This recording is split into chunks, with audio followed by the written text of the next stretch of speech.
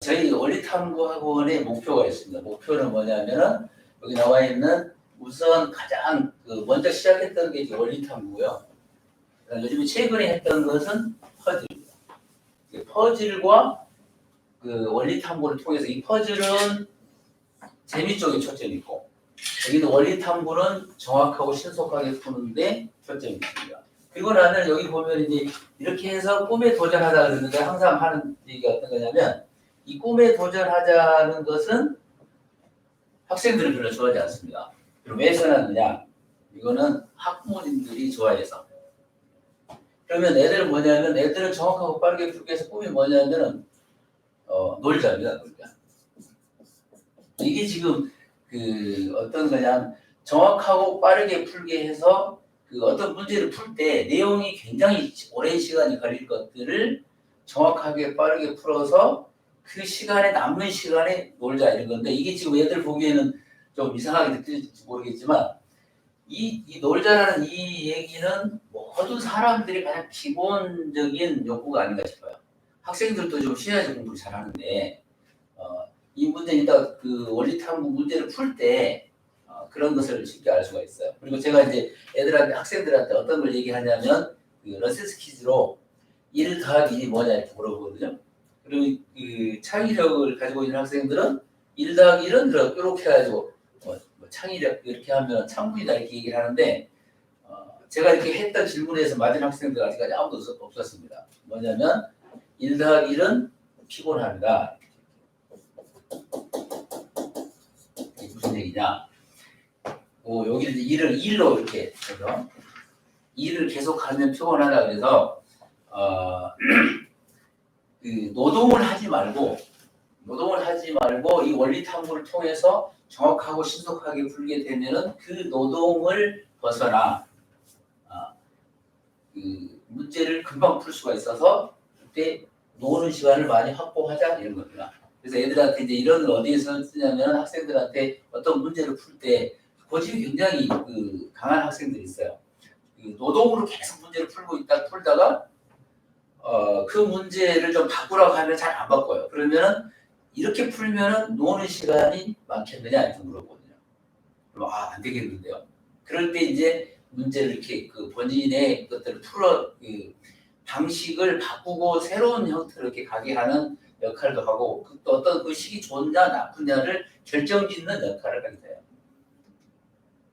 그러면 보면 저희 이제 학원의 홈페이지입니다. 홈페이지 보면 제일 먼저 여기 보면 원리탐구가 있고 이 원리탐구 수업을 하면서 또는 끝나고 나서 주로 심화학습, SNP에서 스토리텔링 형태, 개념 이렇게 가는데 다른 학원은 주로 이제 개념이라든가 이런 게 좀 많죠. 저희들은 원리탐구를 통해서 어떻게 하면 효율적으로 공부를 할 것이냐 이런 것들을 익히고 난 다음에 그 다음에 심화학습이라든가 스토리텔링 형태를 이렇게 가게 되어 있습니다. 우선 원리탐구 학원의 특징을 보면은 우선 원리탐구하고 퍼즐을 통해서 수학적 사고 시스템 이론을 확립을 하고 정확하고 신속하게 푸는 모든 원리들이 내용이 좀 들어있고요. 그리고 퍼즐은 재미 쪽에 있으니까 이 부분을 좀 이따 상세하게 설명을 드리겠습니다. 그리고 모든 내용들을 다 영상으로 찍어서 홈페이지에 올려놨어요. 그래서 다시 복습을 할 수도 있고 또 어떤 형태로 이렇게 만약에 이해가 안 가는 부분 집에서 다시 볼 수도 있고 이렇게 하거든요. 그리고 지금 보시다시피 여기 있는 전자칠판을 통해서 수업을 하게 되면은 굉장히 내용들이 간략하게 또는 준비하는 시간이 좀 적어서 특히 기하 같은 경우에는 시간이 한 반 정도 이렇게 줄어듭니다. 모든 걸 다 준비를 해놓기 때문에 그래서 학습 효과가 좀 높아지고 그리고 문제 중에서 가장 만들기 어려운 문제들이 스토리텔링 형태의 문제들인데 이번에 교대 시험에도 선교육서 보니까 이런 형태들이 굉장히 많더라고요. 그러니까 스토리텔링 형태의 교재들이 SNP를 이렇게 소설이나 이걸 통해서 있고 그 다음에 저희들 수업 방식은 영재반 같은 경우에는 원리탐구가 끝나고 나면은 자기주도 학습을 강화시켜요.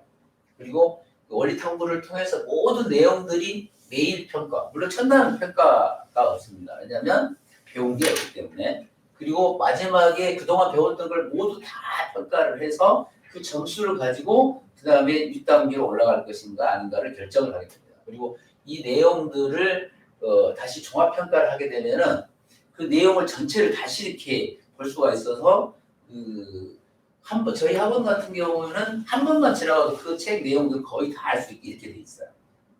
그리고 심화학습과 개념학습을 병행을 하는데 주로 제가 이제 설명을 할 때 원리 탐구하고 심화학습이라든가 SFP 쪽을 이렇게 얘기를 많이 해서 그래서 이 학원이 뭐 이게 뭐 선행이라든가 개념학습을 안 하는가 보다. 그런데 저희들이 원래 책이 먼저 완성된 게 개념 쪽이어서 저는 이제 개념 수업을 많이 하지 않지만 다른 선생님들이 많이 합니다. 그러면 저희도 여기 보시면 한 100 책들이 지금 전체 교재별 구성도가 있는데 한 100여 권 됩니다. 책이. 그 중에서 오늘은 여기 나와 있는 원리탐구 쪽 이걸 기본으로 하고 이렇게 기본으로 하고 여기 보면은 또 이렇게 나눠집니다. 여기 어떻게 나눠지냐면 여기는 초등부. 다른 학원에서는 심화 과정들이 또는 사고력 과정들이 단계가 많은데 저희들이 제가 이제 그동안 뭐 고등부라든가 중등부라든가 뭐 영재고 애들 공부를 하다 보면은 꼭 필요한 내용들이 있어요. 저학년 때 공부에 꼭 필요한 내용들을 압축하다 보니까 한 2개 정도면은 웬만한 경우는 다 해결돼요. 그리고 여기는 좀 어떤 현상이냐면 그 원리탐구 5하고 4는 초등학교 한 5학년 이상 5학년에서 6학년 이런 단계 5학년 이상 수업이 돼야 됩니다. 초 5단계, 초 5에서 6이 돼야 되고 그 다음에 원리 3은 중학교 1학년 단계 보면 중학교 개념 단계에서 여기 이렇게 한번 맞춰야 되는 거거든요. 그리고 2학년은 이렇게 여기는 선상하고 쭉 맞아들어요. 여기서 보면 그래서 원리 탐구 과정을 초등학교 과정에서 들으려고 하면은 우선 5학년 단계 이상이 돼야 된다는 거. 그 밑에 단계는 뭘 할 거냐? 다음 내일 모레 그 퍼즐 수학 이쪽 설명을 하는데 그때는 저학년들은 또 따로 있습니다. 그리고 웬만한 그 중학교 과정은 이쪽 과정에 거의 다 함축돼 있어요. 중학교 그 3학년 이상이 되면은 원리탐구 1. 이 내용을 상세하게 설명을 할 거거든요. 이 내용을 통해서 이게 이제 그 수업을 이걸 익히게 되면은 여기 나와 있는 스토리텔링 형태의 문제를 쉽게 접근할 수 있고 여기 나오는 주니어 수학이라든가 어려운 심화 과정들을 쉽게 이해할 수 있는 그리고 밑바탕이 되는 거죠. 내용적인 것, 또 식 쓰는 것, 수학적 사고 시스템 이런 것들을 갖추는 게 원리탐구라고 보시면 됩니다. 그럼 하나씩 설명을 드리도록 하겠습니다. 우선 간단하게 올해 그 서울교대 영재교육원은 간략하게 써놨습니다. 작년보다 조금 더 합격을 많이 했는데 올해는 또 이게 시국인 만큼 외부에서 문제 많이 많아서 아예 이름 자체를 뺐습니다. 그리고 올해 이제 평가 방식이 작년과 좀 달랐어요.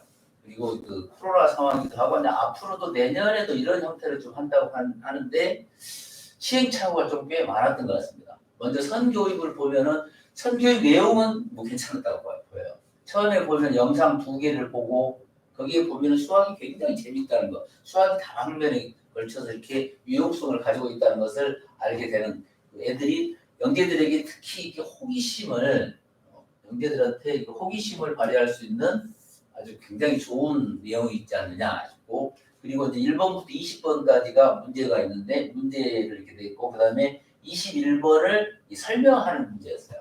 개인적으로 이런 여기 위에 있는 문제들은 그나마 괜찮았는데 여기 2차 시험에서 이제 그 코로나 상황에서 시험을 보면서 이 부분이 좀 뭐 앞에 선교육 부분에 대한 두 문제가 있었고 온라인으로 해서 5분에 3문제씩 18문제인데 이 내용에서 굉장히 문제점이 좀 있지 않았나 싶어요. 물론 방식에도 굉장히 문제가 많았습니다. 그리고 내용에도 보면 여기 보시다시피 어디를 연상케 하냐면 여기 시험 지금 교대 시험이 부활된 게 2018년일 거예요. 올해 지금 4년째잖아요. 그러면은 2017년도에 시험을 볼 때나 좀 비슷한 현상인데 어떠냐면 여기 보시다시피 조합이 없습니다. 조합. 경우의수라고 하잖아요. 그때도 제가 이런 얘기 했어요. 그때 처음 시작할 때 이 조합이 없는 건 이거 영재 시험이 아니라 그랬거든요. 영재들이 이 조합을 할 줄 모른다도 경우의수가 잘 안 되면은 영재성을 발휘할 수가 없어요. 그래서 여기 보면 문제 한 문제도 없습니다. 그리고 5분에 3문제씩 푼다는 것은 영재들은 빠를 수도 있고 느릴 수도 있는데 빠르다고 영재인 건 아니죠. 그리고 식을 쓰지 않고 단답형을 했기 때문에 굉장히 여기에서 굉장히 큰 문제점이 있지 않았느냐. 내년에 이제 보완점이 생기긴 하겠지만 그래서 올해는 2017년도처럼 변별력이 별로 없었다. 이렇게 보입니다. 내년에는 좀 잘했으면 좋겠어요. 그리고 이제 교육청 시험이 12월 19일에 영재요원이 있고요. 여기 내용들을 쭉 보시면은 아마 거기 일정표라든가 이걸 보시면 알 수 있을 거예요. 그리고 이제 본격적으로 원리 탐구에 대해서 이제 설명을 드리자면 조금 전에 앞에 큰 교과 과정표를 보면서 얘기를 했었는데 여기 보시면 우선은 여기다 이렇게 선을 그어놓은 게 뭐냐면 여기는 원리 탐구에서 각 분야별로 기하, 대수, 정수를 이렇게 떼놓은 부분이어서 떼놓은 부분 여기 나와 있는 건 여기 보면은 원리 탐구가 5, 4, 3, 2, 1 이렇게 여기는 5, 4, 3, 2는 상하으로 이렇게 쪼개져 있어요. 그래서 여기 5부터 시작을 해서 5, 4, 3, 2, 1로 가는데 대부분 중학교 2로는 여기에서 끝납니다. 굉장히 여기 이 내용을 하면은 웬만한 부분들이 다 이해를 할 수가 있어요. 원리 탐구를 하게 된 목적이 뭐냐면 우선은 애들이 교과 과정을 하다 보면은 빠져 있는 게 굉장히 많습니다. 우선 뭐가 빠져 있냐? 첫 번째 빠져 있는 게 경우의 수. 그다음에 두 번째는 진법이 빠져 있어요. 이 두 가지는 이 경우의 수는 조합론의 기본이 되고 진법은 정수론의 기본이 돼요. 근데 그 이외에 이제 새로운 이론들, 신이론이라고 하잖아요. 이런 것들이 교과서에 나와 있지 않습니다. 그럼 영재할 때는 어떻게 해야 되느냐? 이런 내용들이 숱하게 많이 나옵니다. 그래서 선행만 이렇게 해가지고는 문제가 풀리지가 않아요. 그래서 이런 문제를 빠져 있는 부분을 익히고 그리고 이 안에서 교과서 내용에서 풀이를 하지만 그 풀이 방식이 고지고대로 하다 보면은 잘 안 풀립니다. 그런 것들을 어떻게 하면 풀이 방식이라든가 이런 걸 통해서 또는 새로운 이론들이나 이런 걸 통해서 어떻게 하면 정확하고 빠르게 풀 수 있느냐를 익히고 그리고 거기에서 식 세우는 것 그리고 식을 쓰는 것 어떤 식이 가장 좋은가 이런 것들을 배우게 돼요. 그리고 보면은 우선 그럼 얼마나 기간이 걸리냐 이렇게 많이 하는데 원리 5에서 원리 2까지가 약 주 1회씩 해서 원리 5, 3하를 한 번 한 총 8회씩 3시간에서 한 4시간 반 정도씩 이렇게 해요. 원리 5하고 4는 3시간, 3하고 2는 3시간 반, 4시간 막 이런 정도 걸리는데 약 9개월이 걸립니다. 2개월씩 여기 2개월, 2개월, 8개월인데 중간에 초등학교, 중학교 과정에서 식세우기라든가 소인수분해, 그다음에 어려운 문제 풀이 이런 것들을 하는데 중간에 계산식이 있어요. 계산식 중등 과정을 1개월, 4회죠. 4회 1개월 들어가니까 2개월 중간에 다시 1개월 하면 한 9개월. 근데 학생이 처음부터 5에서 2까지 계속 다 가는 학생이 있는가 하면 중간에 선행 수업이 좀 잘 안 돼 있어서 5하고 4하고 끝난 다음에 여기서 텀을 일단 가지고 그 다음에 3하고 2로 이렇게 넘어가는 관계가 있어요. 일은 어떻게 하든 일까지 가는 학생들은 굉장히 드뭅니다. 원리 탐구 일은 어떤 정도였냐면 원래 대학 영재와 이런 대학교 그러니까 5학년, 6학년 중1 되죠. 초6, 중1 학생들이 연대라든가 서울대 시험을 볼 때 쓰임뿐만 아니고 영재고도 이 수준입니다. 영재고. 그래서 이 단계까지 넘어가는 학생들이 1년이면은 한 10명 정도 될까요? 좀 많지 않습니다. 여기까지 가는 학생들 굉장히 잘한다 이렇게 보시면 되겠습니다. 이 밑에 단계는 제일 많이 보는 게 조합이죠. 조합, 그다음에 기하. 대수 점수는 저희 그 나라에서 보면은 워낙 많이 돼 있어요. 그래서 가장 많이 쓰는 게 기하하고 조합, 특히 조합 부분이 많이 빠져 있었잖아요. 그럼 내용을 보면은 우선은 원리탐구는 뭐냐면 우선 수학적 사고 시스템 이게 여기 좀 이해하기가 좀 쉽지 않죠. 그리고 및 이론을 정립을 하고 그러니까 우리가 이제 외부에 봤을 실생활이라든가 아니 어려운 문제를 봤을 때 이게 어느 내용이 속하지 이런 것을 빨리 캐치를 해야지만 그 문제를 풀 수가 있거든요. 이번에 교재 같은 경우도 많이 그 앞에 나와 있는 이론이라든가 영상이라든가 이런 걸 봤을 때 이게 뭘 원하지 이런 걸 알아야 되니까 그것을 알고 그리고 이론을 영역별로 다 이렇게 이해를 한 다음에 그 내용이 뭐냐면 모든 내용들이 그 신속하고 정확하게 푸는데 모든 초점이 있습니다. 그래서 이 정확하고 신속하게 풀어서 그것을 그 고난이도 문제에다 이해를 고난이도 문제를 푸는데 적용이 되고 뿐만이 아니고 학생들이 굉장히 어려워 보이는 것을 쉽게 풀게 되겠냐면 우선은 시간 전략들 뿐만이 아니고 굉장히 재밌어합니다. 특히 영재들이 이제 저하고도 수업을 할 때 보면은 그 내용들을 금방 이해를 하니까 그리고 내가 왜 옛날에 이렇게 풀었지? 그러면서 자기를 반성하는 계기가 돼요. 한 달 정도만 지켜보시면 그런 내용들을 금방 알 수가 있거든요. 그래서 여기가 보면은 이거는 내용에 관한 것들 모든 내용들이 정확하고 신속하게 푸는 쪽에 초점이 있는데 그걸 조금 더 저 뒤에 가면은 문제 예에서 그 설명을 한 3문제 정도가 내놨습니다. 3문제 정도 통해서 그것을 설명을 드리도록 하고요. 그리고 이제 형식적으로는 뭐냐면 물론 내용이 우선 가장 중요하고 그다음 그 형식이 뭐냐면 과정 중심의 서술형 문제 풀이 방식을 하고 있고 그다음에 테스트하고 첨삭 지도를 합니다. 이 과정 중심으로 글을 표현하는 습관을 통해서 이 습관이 뒤에 가면 또 그런 얘기 하겠지만 영재들이 특징이 있습니다. 저학년 때 제가 이제 어떤 사람이 영재냐 이렇게 물어봤을 때 어머님들하고 저하고 좀 약간 틀린 경우가 많아요. 어떠냐면 제가 보는 영재들은 약간 돌머리성이 있다고요. 약간 느립니다. 어떤 문제를 풀 때 이게 금방 이해를 하는 게 아니고 어떤 게 금방 이해를 한다기보다는 어렸을 때 금방 이해하는 게 아니라 외우는 경우도 꽤 많아요. 그 머리는 좋은 머리가 아닙니다. 원래. 좋은 머리들은 약간 느리면서 왜 그런가 이렇게 자기가 모를 때 얼굴에 색깔이 딱 드러나요. 그럼 제가 설명을 하죠. 이해가 좀 덜 가구나 이런 것들. 그래서 과정 중심으로 이렇게 하는데 우선은 글을 여기 배웠던 내용을 서술을 해야 돼요. 서술을 하고 그렇게 해야지만 식 쓴다 하잖아. 내가 학생들한테 식할 때 이런 얘기를 많이 해요. 식이 이런 식자도 있잖아요. 여기 식자가 있고 이렇게 이거 식 쓸 때 여기 식이잖아요. 그래서 애들이 공부를 잘하는 학생들이 이렇게 생각하는 녀석들이 있어요. 안 씁니다.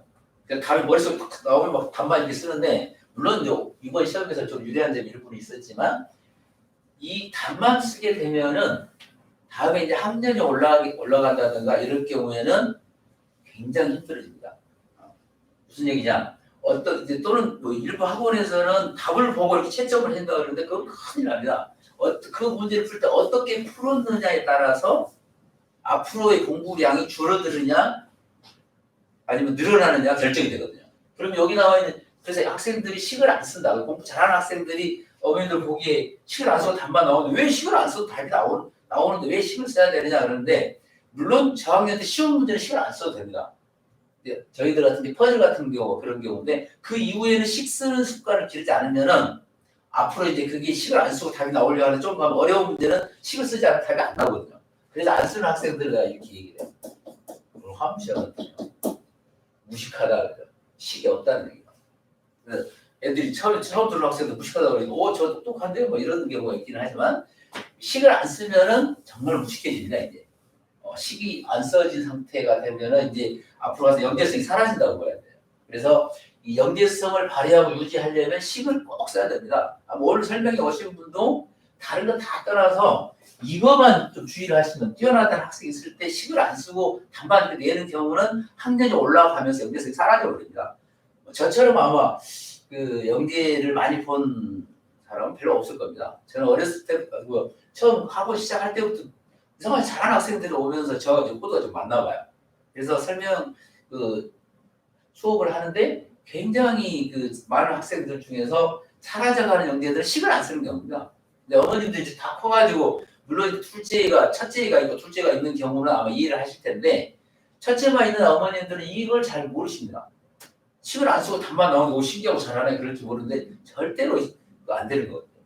그리고 이제 식을 왜 그래요? 식도 쓰는데 식 순서가 있습니다. 어떤 걸 먼저 써야 되고 아니면 또 영재교육은 할 때 마지막 21번 문제 설명을 할 때 있잖아요. 그 설명을 할 때도 범위를 계속 줄여가는 설명을 하는데 그게 식 쓰는 방법과 같아요.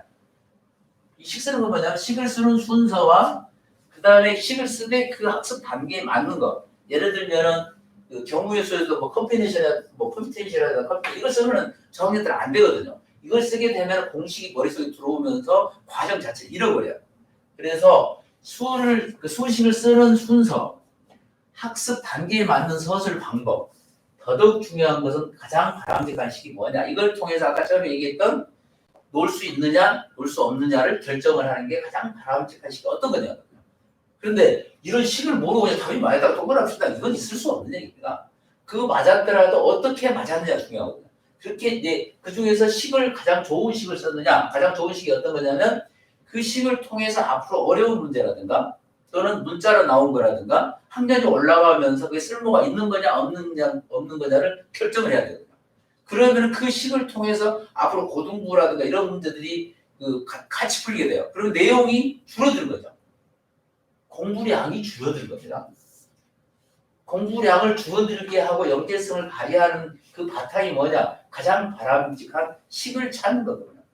그리고 그 학년에 맞는 식이어야 되고 그 중간에 그 과정이 있거든요. 고등학교 걸 물론 쓰면 좋겠다 이렇게 그게 아닙니다. 고등학교 과정은 공식만 이렇게 들어와 있는 경우가 많기 때문에 그 과정들이 만약에 뒤에 또 문제도 나오겠지만 그런 문제를 풀 때 그런 설명을 하는데 위에도 고등부 방식이 쓴다든가 이렇게 되면 과정을 잃어버리게 되면서 초등학교 저학년 때 방식들이 이어지질 않아요.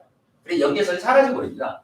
그래서 이 가장 바람직한 식이 뭐냐를 통해서 공부량이 줄어들고 그리고 어려운 문제를 풀게 되고 이렇게 하면서 여유를 갖게 된 거예요. 그리고 식을 잘 쓰게 되면 학년이 올라가면서 대학교는 온통 다 식이잖아요.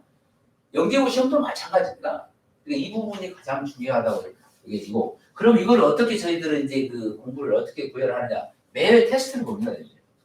테스트를 전에 봤던 것을 테스트를 통해서 그것을 확인을 하고 이 테스트가 얼마나 중요한 거냐면 예를 들어서 학생들이 예를 들어 수업을 3번 듣는 것보다는 수업 1번 듣고 테스트 보는 게 훨씬 유리합니다. 왜냐하면 애들이 듣고 있을 때는 자기가 아는 것 같지만 실질적으로 알지 못하는 경우가 많고 그리고 쓰는 걸 통해서 자기 지식이 정리가 더 돼요. 그리고 매회 이렇게 테스트를 하게 되면은 점수가 낮으면 아무래도 혼나잖아요. 엄마들 혼나고 아니면 기분도 나쁘고 이러고 저희들 같은 경우 여기 지금 주위에 다 지금 제 강의실은 온통 시험 점수가 다 붙어 있습니다. 애들 이렇게 보면서 자기도 확인하면서 아 내가 지금 몇 등이구나 이렇게 알 수도 있고 이러다 보니까 공부를 다시 하게 돼요.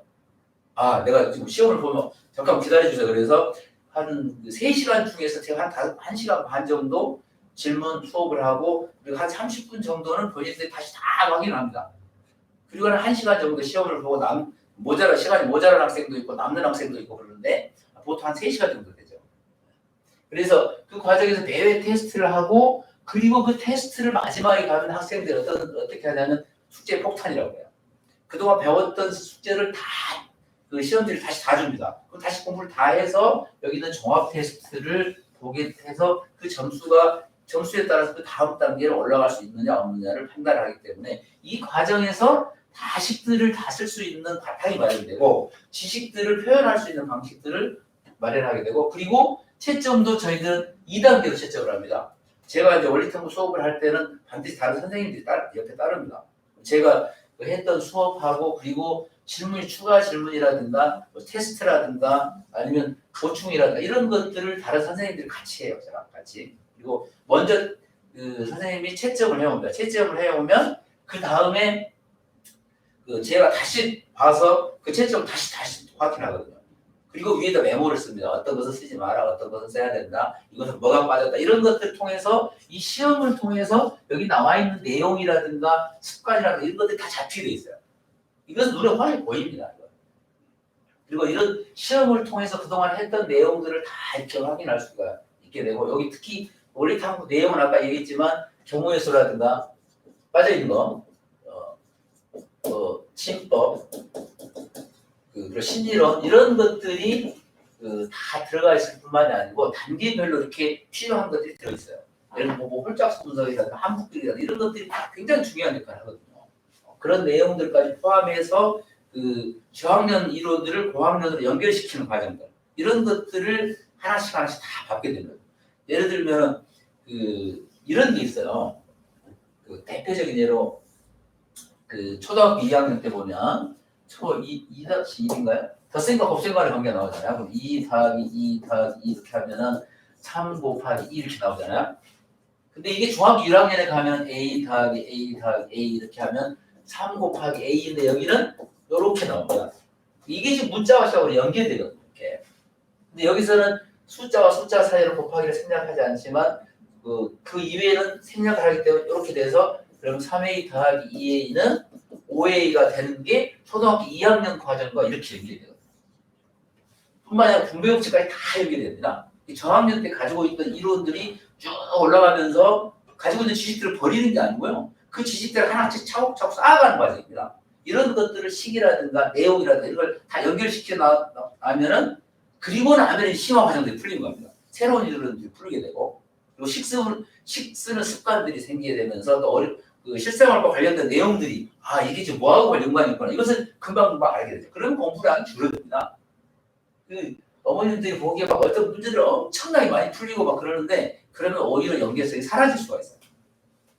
제가 이제 잘하는 학생들 보면 공부를 얼마 많이 안 합니다. 학년이 가면서 계속 공부량이 별로 많지가 않아요.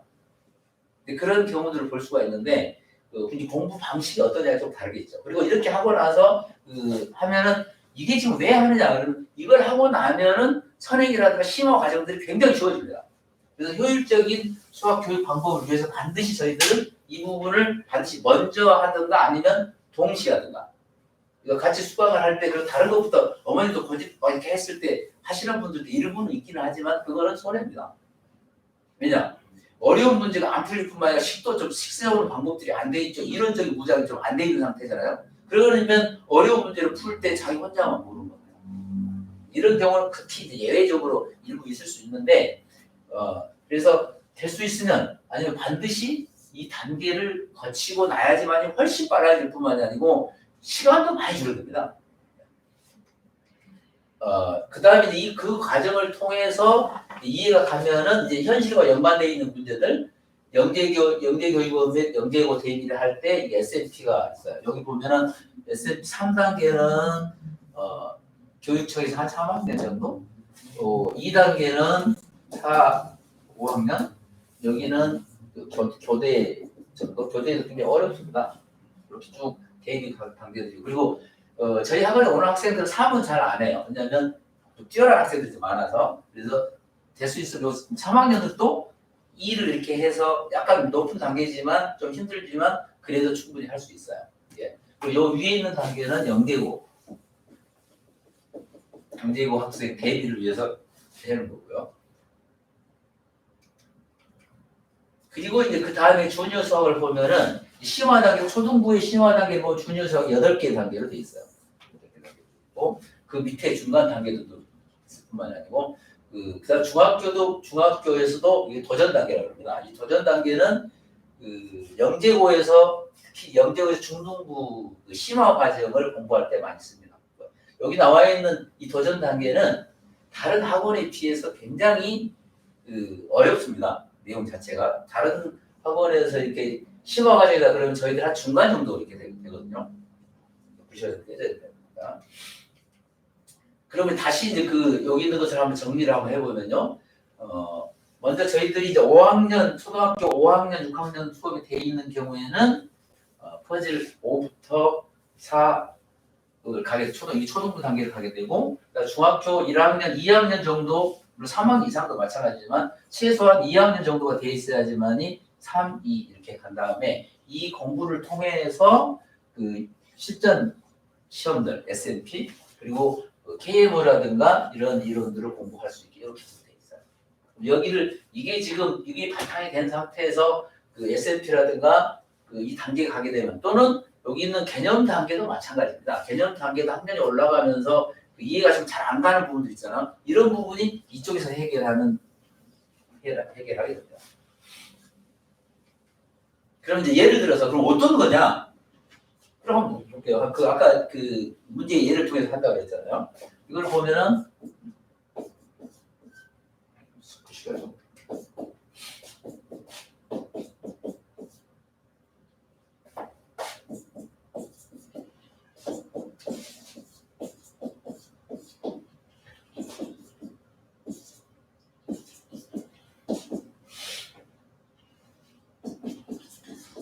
이렇게 지금 써놨는데 아마 이 처음 보시는 어머님들은 이렇게 보면은 어떤 얘기 생각을 들냐면 선생님이 외우셨구나 뭐 이렇게 할 수 있습니다. 그런데 학생들이 첫 시간만 딱 지나면요 이거 저처럼 합니다. 이게 어떤 거냐? 우선은 그 원리탐구 방식이 어디서 한 대 쑥 떨어지는 게 아니고요.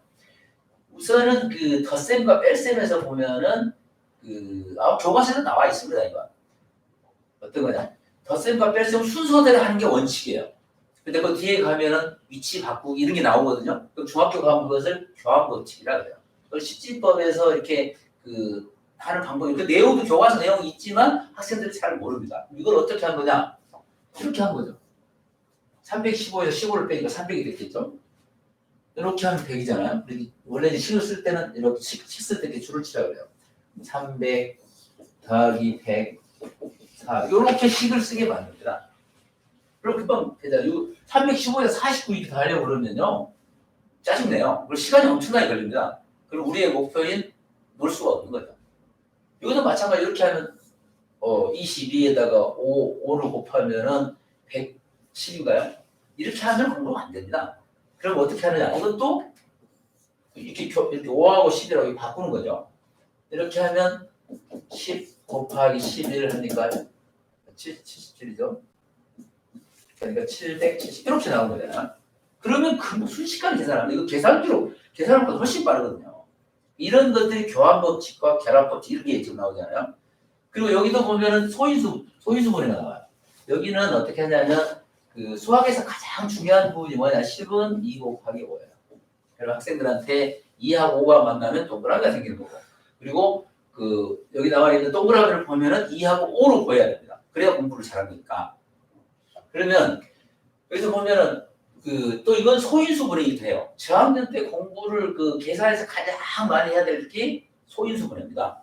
그리고 학년이 올라가 중3 때 가면 인수분해가 나오거든요. 이것을 잘 해야지만 수학 공부를 잘해요. 아무튼 이건 계산기 누르는 것보다 훨씬 빠릅니다. 그럼 이걸 어떻게 하는 거냐? 이렇게 하는 거죠. 소인수분해를 통해서 요 2하고 5, 여기는 6이니까 그냥 놔두죠. 6, 2, 5, 2, 5 나누기잖아요. 이렇게 하면 5 곱하기 5를 하면 이렇게 약분이 되잖아요. 그럼 4 중에 24에서 이렇게 나오는 거죠. 이건 그냥 암산으로 합니다. 이거는 이제 시험 볼 때는 이렇게 식을 쓰게 합니다.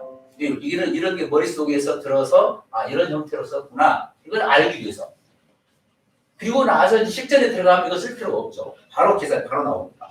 계산기가 필요 없는 거죠. 이렇게 해서 이것도 마찬가지예요. 아까 여기서 했던 이게 여기서 적용됩니다. 2021이 하나, 둘, 셋, 네 개잖아요. 그럼 2021 곱하기 4가 되겠죠. 곱하기 25예요. 그러면 여기 4는 2가 2개고 25는 5가 2개예요. 그럼 동그라미 2개가 생기는 겁니다. 그러면 이렇게 됩니다. 2021 00 이걸 다 더하고 있겠습니까? 다 하고 있으면은 이런 걸 학생들 예를 들어서 이런 문제가 나왔을 때 이렇게 답을 썼는데 이렇게 푸는 게 아니고 더하기를 한 다음에 엄청난 많은 시간을 걸려서 맞았다고 합시다. 그걸 동그라미 쳐야 되겠습니까? 그럼 앞으로 그걸 공부가 잘 되겠습니까? 시간은 시간대로 다 깨물을 뿐만 아니라 앞으로 이런 거 다시 배워야 됩니다. 그렇기 때문에 이런 것들을 어렸을 때 이게 적용하는 원리들이나 이런 것들이 어렸을 때부터 습득이 되게 되면 시간도 전략될 뿐만이 아니고요. 계산이 정확하고 굉장히 신속합니다. 그러면 이제 시험에 가서 어떤 영향을 미치느냐? 지금이야 이번에야 이제 뭐 빠르게 뭐 연습처럼 뭐 돼 있는데 그 작년이나 재작년 같은 경우에는 시간을 1시간 반 정도의 어려운 문제가 있을 때 쉬운 문제를 정확하고 시간을 다 풀어내는 겁니다. 그리고 남는 시간에 어려운 문제를 풀어낼 수 있는 바탕이 되는 게 정확하고 신속한 풀이에요. 그리고 시간도 남습니다. 이렇게 하면. 이거는 지금 이거는 어떻게 하면 6에다가 7 곱하면 42가 되잖아요. 뒤에가 이렇게 25가 붙는데 이거는 증명을 하게 합니다. 원리 2에서 나오는데 이런 계산은 여기 있는 신속한 계산뿐만이 아니고 이제 중학교 올라가면은 루트를 통해서 이게 그 제곱수를 찾는 방법이기도 해요. 이 방법 여기는 너무 뭐 어떻게 보면 어렵다 이런 것을 놔두는데 이런 걸 알게 되면은 어떤 수가 제곱수인지 아닌지 루트 얼마인지 금방 찾아낼 수가 있을 거고 여기도 보면은 이것도 좀 어렵습니다. 아까 했던 25하고 곱하기 4가 중요하잖아요. 근데 여기는 이렇게 하는 거죠. 머릿속에서 4 곱하기 7 더하기 1 곱하기 25가 되면 이렇게 하면은 700이라고 이렇게 하면 25가 나거든요. 이런 것들은 영재고라든가 영재원 실험에서 나올 만한 거거든요. 이런 것들이 다 그 소인수 분해를 바탕으로 하고 그리고 조합법칙과 결합법칙 이런 것들이 다 포함되어 있는 거예요. 이런 것을 머릿속에서 한 번에 다 이렇게 처리를 할 수 있어야 되는 거거든요. 그래야지 시간도 아낄 뿐만이 아니고 앞으로 학년이 올라가면서 점점 공부량이 줄어듭니다. 그렇지 않고 그냥 맞는 거 동그라미 치잖아요. 어떻게 풀지 모르잖아요. 그때 그 방식뿐만 아니라 나쁜 방식, 좋은 방식이 몰라서 앞으로 학년이 올라갈 때도 계속 그 노동 방식이 쓸 거란 말이다. 그러면은 이제 공부량이 점점 많아지고 시간도 많이 걸리고 이러잖아요. 그러면서 공부는 죽어라 하는데 어머니도 그러잖아요. 우리 애는요 밤새서 계속 공부하는데 공부가 잘 안 돼요. 왜 그러죠? 그러면 아마 팔운동 하고 있을지도 모릅니다. 이거 더하기 하고 있으면 이거 더하기 하고 있으면 다 팔운동이죠 이게. 이런 것들 금방 풀 수 있어야 돼요. 그리고 놀아야 될 거 아닙니까?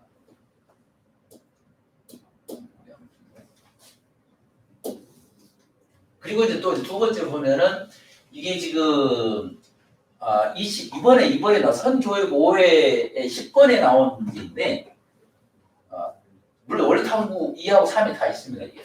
근데 거기는 10번에 거꾸로 이렇게 9부터 거꾸로 오픈하더라고요. 그러니까 여기에서 보면은 보기와 같이 숫자 카드를 배열 사이에 플러스 마이너스 카드를 넣어서 만든 식을 계산했는데 1부터 9까지 숫자 카드 차례대로 배열되어 있는 수들의 합이 90이 되게 하라 그랬어요. 물론 여기는 보면 이제 보기를 이렇게 주어졌잖아요. 보기를 보면은 이렇게 33이 되는데 이 문제는 요 한 몇 개 안 되는 거예요. 풀 수가 있겠지만 이런 경우는 여기 사이가 하나, 둘, 셋, 넷, 다섯, 여섯, 일곱, 8개잖아. 넣을 수도 있고 넣지 않을 수도 있으니까 이 경우수로서 이걸 맞추려고 하면은 2에 8제곱이잖아. 256번을 해야 됩니다. 이거. 어떤 수로 맞추겠습니까? 시간 다 깨먹잖아요. 그래서 만약에 노동을 막 하는 방법은 우리의 목표에서 떠나는 방법이다. 그냥 놀 수가 없으니까 시간이 너무 많이 걸리니까 우리는 정확하고 신속하게 풀어 놀아야 된다. 그러면 여기 나와 있는 내용들 중에서 보세요. 지금 변화가 어떤 거 있냐면 이 변화가 뭔가를 보는 겁니다. 여기 보면 여기다 만약에 1, 2, 3, 4, 5였다면 15잖아요. 근데 여기 없애버리니까 2가 20으로 변하는 겁니다. 그러면 이런 하나를 잡아서 X 처리하는 거죠. 여기를 만약 여기를 X로 했다면 여기가 2를 X로 했다면 여기는 10X가 될 겁니다. 그럼 여기가 X잖아요. 다른 건 다 빼면 이렇게 쭉 빼잖아요. 그러면 10X, 여기 10X가 되니까 9X는 빼면 18이 돼서 X는 2가 되니까 20에다 빼라는 뜻입니다. 이게. 그렇게 해야지만 여기도 보면은 그렇죠? 그럼 여기는 어떤 수 하나를 예를 들어서 여기를 뭐 X로 놓는다면 다른 건 똑같겠죠? 2, 3, 4, 5, 6, 7, 8, 9 하면 이게 45가 나옵니다. 빼면 x 하나는 10x가 되고 밑에는 x가 되니까 그냥 9x가 남죠. 9x가 45가 돼요. x는 5가 되죠. 그러면 어떻게 하라는 뜻이냐면 이렇게 하라는 뜻입니다. 한번 더 해보세요. 이렇게 하면 90이 나온다. 이거만 있는 게 아니에요. 여기는 5는 1 더하기 4도 되고 2 더하기 3도 되는데 답이 두 개가 나오는 겁니다. 그래서 하나만 나온 게 아니고 5에다만 플러스 이렇게 하면 1, 2, 3, 4, 5, 56, 7, 8, 9 하면 90이 나오고 뿐만이 아니고 10이 이렇게 나오는 거죠. 12 더하기 3 더하기 45 더하기 6, 7, 8 이렇게 해도 90이 됩니다. 두 가지가 나오고 근데 2하고 3은 왜 안 되느냐? 같이 하면 200이 되버리기 때문에 안 되는 거예요. 이렇게 해서 답이 두 가지가 나와서 있는 답 몽땅 다 구할 수가 있어요. 여기는 지금 먼저 심법도 들어있고 식세우가 들어있잖아요. 이런 것들을 깨우쳐야지만이 이 258번을 어느 세월에 해석하겠습니까? 그러니까 문제를 이 푸는 방식이 만약에 어떻게 해서 하나가 탁 맞았다고 합시다. 그걸 동그라미 하나 쳐줬어요. 그러면 그 학생이 공부 잘하겠습니까?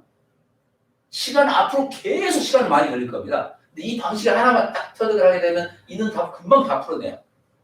뿐만이 아니고 어렵게 보이는 문제를 쉽게 푸니까 아, 이 공부가 재밌구나. 새로운 방식들을 배워야 되겠구나. 이런 것들을 알 수가 있는 거예요. 요게 지금 그래서 이번에 나왔던 문제이기 때문에 하나 나온 거고 그 다음에 또 여기도 지금 깨졌네요. 보니까 뭐냐면 축구볼이 있습니다. 축구공이 있는데 이거 보시면 되게 수학에서는 그 유일한 실험 도구인데 지금의 문제들은 대부분 어떻게 푸냐면 이렇게 다 주어집니다. 정오각형이 12개, 정육각형이 20개, 모인 32면 쳐들이 속을 다 주어져요. 이게 몇 개냐? 뭐 이렇게 외우고 있어야 되는 게 아니라 외워야 소용이 없는 거죠. 그리고 이렇게 주는 거니까. 그리고 외워봤자 무슨 소용이 있겠습니까? 여기는 지금 어떤 문제냐면 영재교육은 2020년 영재교육 공부를 한 내용 중에 일부예요. 이게 원리탐구 2에 있습니다. 이거 뭐냐면 32면체 총 모서리 수가 몇 개냐 이렇게 나오면 이거 안 보이는데 어떻게 아니면 이제 뭐 세고 있겠죠. 갖다 이렇게 하나 둘 셋 넷 세고 있겠죠. 그렇게 해서 설정 또 맞았다 합시다. 다음에 또 맞는다는 보장이 없잖아요. 그리고 또 문제가 이것만 있는 것도 아니잖아요. 앞으로 많은 문제도 있을 거예요. 그런데 이게 모서리가 몇 개냐 그러면 세다가 시간 다 뭐 이 문제가 나와서만 세고 있으면 이 한 문제 풀다가 다른 거 다 못 풀 거예요. 그러면 이런 어떻게 하느냐? 원리탐구 이런 거죠. 모서리가 왜 생기느냐를 따져보라는 겁니다. 모서리가 뭐냐 그러면 이거 보면은 저는 이렇게 만나잖아요. 두 개가. 그럼 금방 나오죠. 뭐냐 두 개가 만나서 되는 거니까 오각형이 12개면 12 곱하기 5가 되겠죠. 변 개수가. 육각형이 20개면 20 곱하기 6이 되겠죠. 다 하면은 60 되게 180이잖아요. 180 나누기 2를 하면은 90개의 모서리가 여기 있는 겁니다. 이렇게. 근데 이 문제에서 잘못된 게 아니죠. 다른 모든 문제도 다 풀 수가 있는 거죠. 모서리가 왜 생겼느냐? 모서리는 두 개의 편이 만나서 생기는 거다. 그러면은 모든 문제 다 풀 수가 있죠. 이게 지금 옛날에 연대 영재교육에서 가장 많이 나왔던 문제거든요. 그럼 꼭지점은 어떻게 되느냐? 꼭지점 세려면은 안 보이잖아요. 그럼 꼭지점도 어떻게 만들어지는지 보면 알 수 있어요. 여기 보면은 하나, 둘, 세 개의 변들이 모이잖아요. 물론 6개가 모이겠지만 하나의 변은 양쪽으로 쓰이기 때문에 3개라고 생각하면 돼요. 그러면 여기는 180을 3으로 나누면 이게 60개입니다. 이 노동이 하니까 이런 실험 도구는 왜 나왔냐면 이게 진짜 맞는지 아닌지를 판단하는 거지 이걸 통해서 문제를 맞추려고 하는 게 아니거든요.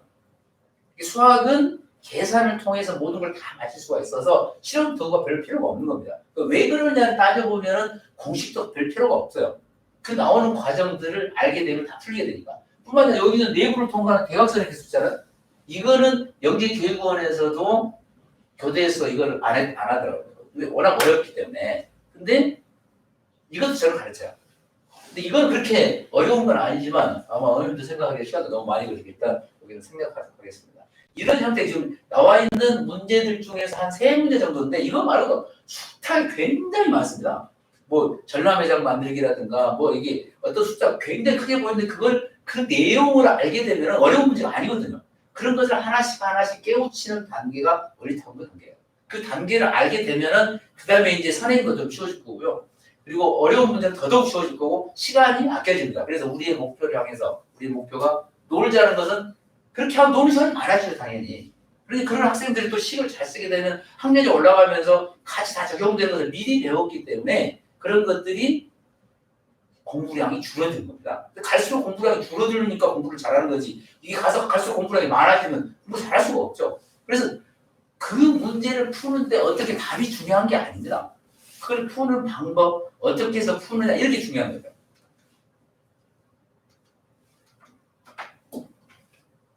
그러면 이제 그동안 했던 걸 통해서 이제 초등, 중학생 학생들이 이제 공부에 주의할 사항들, 이게 지금까지 제가 영재 애들을 굉장히 많이 보면서 느낀 게 어떤 거냐면, 우선은 수학적 사고가 정립되기 전 교육 방법이 조심해야 됩니다. 예를 들어서 어떤 것은 어떤 게 좋다 그러고 이건 뭐가 좋다 이럴 때 다 유명한 사람이기 때문에 여기도 갖고 저기도 갖고 좋을지 모르지만 어머님들 그걸 판단하셔야 돼요. 내용을 딱 봐서 얘한테 어떤 게 맞겠는지. 예를 들어서 엄청 느려가지고 사치 계산이 안 된다. 그럴 경우 문제를 많이 푸는 게 좋습니다. 하지만 어느 정도 연계성을 가지고 있다. 아니 그 단계를 넘어섰다. 그러면은 똑같은 문제를 계속 풀게 되면 연계성이 사라지게 됩니다. 그런 것을 상반된 이론들을 또 방식들을 어렸을 때 한쪽으로 계속 간 다음에 그리고 자기 틀이 잡히고 나서 다른 것들을 배우는 게 좋아요. 특히 저학년들은 더더욱 그렇습니다. 그래서 수학적 사고가 정립되기 전에 교육 방식을 가서 어머님들 잘 판단하셔서 그것을 지속적으로 해서 자기 틀이 마련될 때까지 상당히 오랫동안 기다려서 해야 된다는 거. 그리고 연역적 문제 제한. 아까도 얘기했지만 문제를 푸는데 답을 외워서 답을 적용시킨다? 응용 문제가 안 풉니다. 뿐만이 아니고 새로운 문제들이 나오게 되면요, 그거 못 풀게 되거든요. 나오는 과정을 하나씩 따져가면 문제들이 똑같은 문제가 있을 수가 없거든요. 그 문제들이 새로운 형태로 가면 애들이 따라갑니다. 이렇게. 그래서 제가 이제 아까 교대 문제가 교대에 있을 때 제가 시험 끝나고 나서 한 일주일 정도 제가 아팠는데요. 왜냐? 작년 같은 경우에 내가 너희들 합격할 거다 했던 학생들은 예외 없이 합격을 하거든요. 올해는 떨어졌습니다. 떨어진 학생들이 꽤 됩니다. 그래서 제가 내 마음이 좀 아파서 그럼 또 몸까지 같이 아프더라고요. 그래서 좀 아프게 했는데 이 연역적 방법은 절대로 쓰면 안 됩니다. 연역적 방법이 뭐냐면 공식을 통해서 공식 적용시키는 거는요. 그것은 이제 다 어려서 다 그게 몸에 습득이 된 다음에 그 다음에 고등학교라든가 대학교 가서 쓰는 방법이지 지금 해서는 안 된다는 거죠. 그러면 새로운 응용 문제라든가 어려운 문제를 풀 수가 없어요. 그리고 식 없이 답만 쓰게 되면은 역효과하고 연계성 사라진다고 아까 말씀드렸잖아요. 그렇게 되면 이제 응용 문제가 안 풀릴 뿐만이 아니고 고난이도 문제도 안 풀리죠. 그리고 논술 서술형 문제가 불가능하게 됩니다. 뿐만이 아니라 공부량이 가면 갈수록 계속 많아져서 이제 수포자로 가는 지름길이 되는 거죠. 그래서 식을 쓰지 않은 학생들은 아마 어머님들이 큰 학생이 있었을 때 아마 그런 걸 보는 게 있을 거예요. 어렸을 때는 이상하게 공부를 잘했는데 갈수록 못한다. 그 애들은 대부분 식을 안 쓰는 겁니다. 그리고 그냥 어려운 문제들이 있는데 뭐 이게 이제 지금 촬영 중이어서 내가 그냥 어려운 문제들을 예를 내가 듣기는 좀 그렇지만 그냥 노동으로 푸는 문제들이 굉장히 많거든요. 그런 것들을 그런 대회나 이런 거 가시면 안 됩니다. 오히려 역효과가 납니다. 잘하는 학생들은 노동을 하지 않는 문제들, 식 쓰는 문제 이런 때 좀 해야 되는 거니까. 그리고 잘못된 습관이 들게 되면은 그게 고쳐지질 않습니다. 그러면 커서 고칠 수가 있느냐? 그게 고쳐지질 않거든요. 조심해야 되고. 그리고 지나친 선행하지 말라는 얘기가 아닙니다. 제가 어디를 가면 저 선생님 선행하지 말라는다. 그게 아니거든요. 지나친 선행을 하지 말라. 예를 들면은 초등학교 같은 경우에는 초등학교 1학년에서 4학년까지가 어떻게 한 묶음이라고 해야 되고 5, 6학년 이렇게 떨어지죠. 중학교는 1, 2학년, 3학년. 여기 있는 초등학교 보면 5학년이 공략, 국수, 공배수가 되면서 이 부분이 굉장히 중요한 역할을 하거든요. 그러니까 여기서 이점 부분 다져지고 나서 이렇게 넘어가야 되는 거죠. 좋고. 그리고 5학년, 6학년, 중학교 2학년까지 쭉 가도 됩니다. 근데 여기서 보면은 무리수가 나오고 인수분해 나오고 수식을 이렇게 변환시키는 게 나오거든요. 그럴 과정 여기서는 심화 과정이 돼야 됩니다. 여기서 한 번에 쭉 올라가시면 안 된다는 거죠. 머리가 빠지면 이게 소용도 있습니다. 그래서 저희들이 할 때 1학년부터 4학년까지는 저희는 이제 좀 다음에 이제 설명할 때 퍼즐로 해서 어려운 문제를 풀게 되고 여기까지는 식을 안 써도 크게 상관이 없거든요. 5학년부터는 식을 써야 됩니다. 그리고 이제 여기 중학교 가면은 문자가 나오잖아요. 문자가 나오는데 문자를 변형시키는 게 3학년 때 나와요. 그래서 2학년까지 그 밑에 단계까지 쭉 연결을 시켜놓은 다음에 심화 과정이나 원리 학습이 다 되고 나서 그 다음에 3학년으로 가면서 고등학교 과정 넘어가요. 그러면 고등학교 과정도 쉽게 해결돼요. 근데 이 과정을 안 가고 그냥 무조건 쭉 가버리는데 이러면은 시간 낭비에다가 애들 공부 많은 시간 한다고 공부를 잘한다고 하지 않았습니까? 왜냐면 노동으로 푼다든가 손운동하고 팔운동하고 있을 가능성이 굉장히 많으니까. 그런 것들을 빨리 피해야 된다. 그리고 그 저학년 때 이해를 바탕이 없이는 지식이 경과함도 없을 뿐만 아니고 가다가 이제 막 이렇게 여기가 올라가면은요 심리적인 만족감만 들어요. 아 누구는 어디까지 됐다더라고 어디까지 됐다 이러는데 만족감 가지고 모든 게 해결되는 게 아니지 않습니까? 애들은 잘해야 되고 행복해야 되고 시간을 얼마 공부 시간이 얼마 안 하더라도 공부를 잘할 수가 있어야 되는데 그렇지가 않다는 거죠. 그래서 수포자력하는 지름길이 되는 거고요. 그리고 이제 그럼 해야 될 게 뭐냐? 우선 어렸을 때는 그 어려운 문제를 푸는 원리를 먼저 학습을 공부를 하는 게 좋아요. 그리고 저학년 이제 학년이 올라가면서 기하라든가 입체 특히 입체 같은 걸 하게 되면 상상력이 풍부해서 수학 공부하는 데 도움이 되고요. 그다음에 조합, 증명이라든가 이론 위주의 수업을 해야 되고 그리고 매 테스트마다 항상 단원마다 테스트를 해서 본인들께 지금 어떤 습관이 있는지 식습이 잘 되어 있는지 이런 것들을 따져서 아는지 모르는지 확인을 해야 됩니다. 그게 이제 확인하는 방법이기도 하고 식쓰는 방법이기도 하고 또는 지식이 견고해지는 그런 과정입니다. 그리고 이제 또 하나는 이제 현실과 연관된 융합적 사고라든가 스토리텔링 형태의 문제를 적용시키는 습관들. 그리고 이제 습관은 뭐냐면 꼭 식쓰는 아까도 계속 얘기하지만 과정 중심의 식쓰기가 되지 않으면 앞으로 올라가지가 않습니다. 그리고 그 저학년 때는 등식의 원리를 빨리 익히면 더 도움이 많이 되고 그리고 그 선생님들이 특히 해야 될 게 뭐냐면 여러 가지 풀이 중에서 가장 바람직한 게 뭐냐 이게 이제 공부량을 줄이는 결정적 역할을 합니다. 그러니까 이 방법 중에서 어떤 방법이 옳은지에 대해서 애들하고 얘기를 하는 거죠. 만약에 이 문제가 좋냐 나쁘냐는 문자로 바뀌었을 때 어려운 문제가 되어 있을 때 뿐만이 아니고 고학년이 갔을 때도 적용되는 중간 단계인 거냐 이것을 따져보는 거죠. 근데 지금 이 얘기를 고등학교 과정을 쓰라는 얘기 아닙니다. 그 과정으로 가는 방식이 길들이 있거든요. 이걸 쓰게 되면 과정을 잃어버려서 오히려 공부가 안 되니까 그 과정이 맞는 것이 이게 초점이 맞아서 고등학교라든가 중학교하고 연결이 되는지를 보고 이게 좋은 시기인지 아닌지를 판단해야 됩니다. 그러려면 많은 시간을 생각을 많이 해야 된다.